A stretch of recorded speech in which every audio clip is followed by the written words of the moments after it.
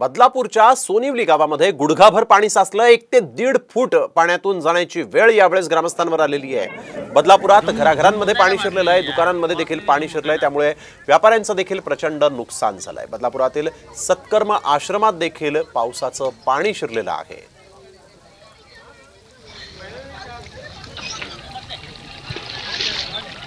मी आता उभा आहे बदलापूरमधल्या सोनिवली गावात आणि सोनिवली गावात उल्हास नदीचं पाणी शिरलेलं आहे। आपण पाहू शकता हे जे पाणी जे सोनिवली गावात भरलेलं आहे आणि पूर्णपणे इथल्या लोकांना जायला अडचणी होतात। आहे लोक बघा पाण्यात न जाताना दिसत आहेत।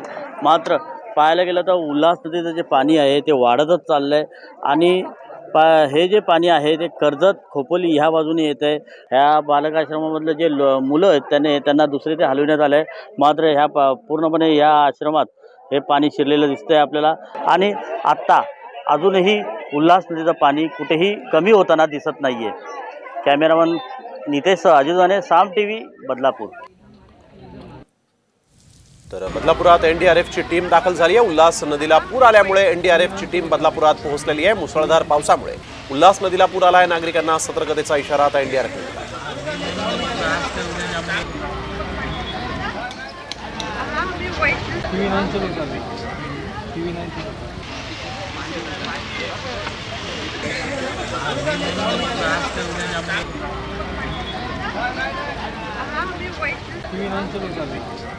TV 9